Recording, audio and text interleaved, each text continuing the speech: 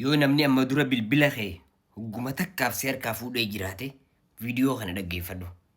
Laal koodii as gubbaa jiru kana itti naqxee laaluu qabda. Akka namni waan ati haasoo jirtu si dhaggeeffachuu jiru. Tokko viidiyoon kun gorsumaa fi akka isin fayyadanii fi akkasuma immoo nama si duubaa waan biraa nama biraatti hojjaasoo qabuuf ni dandeessaa jechuudha. Koodii as gubbaa jirtu sana ilaali.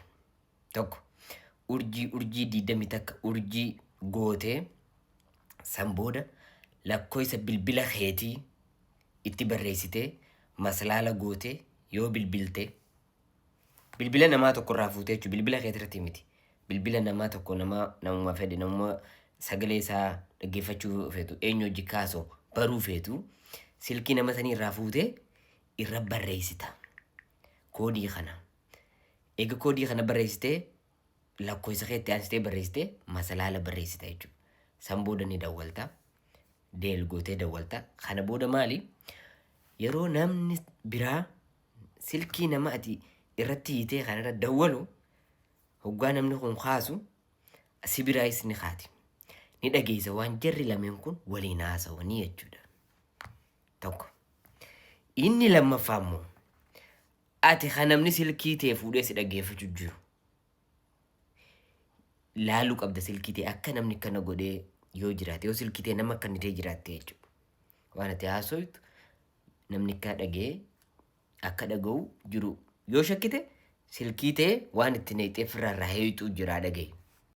Maal goota yoo shakkite silkii ta'e namni irra barreessitee masalaala oggulama goote duwwaa goote lakkoofsa 2 goote masalaala goote dawwalta. Maal ta'a irraa sirraa haqama jechuudha. Hanga namni biraa dhufee silkii ta'e akkas godhutti namni si dhaggeeffachaa hin jiru jechuudha. Ni agarta ammaas namni meeqa akka si dhaggeeffachuu jiru yeroo kanarra barreessite remove irraa godhuu deemtu ni agarta. So kanaaf viidiyoon kun barumsumaa fi if eegaa. Okay? Waa hedduu beekna. Waa hunda isin barsiifna waan dandeenyurraa. Waa hedduu baraatis jirra. Baruufis jirra. Waan barre hunda isin barsiifna. If eegaa. Isin jaalannaaf hin irraanfatina. So gabaabsee hoggaan isin himu kan urjii 20 takka urjii joon lakkoofsa kee itti barreessitee maslaala gootu akka nama dhaggeeffattuuf irratti hiite. Ha ammoo maslaala duwwaa 2 maslaala kun akka firarraa guutumatti firarraa kaaftuuf jechuudha. Yookaan ammoo firraa laaltuuf eenyu si dhaggeeffachuu jiru firraa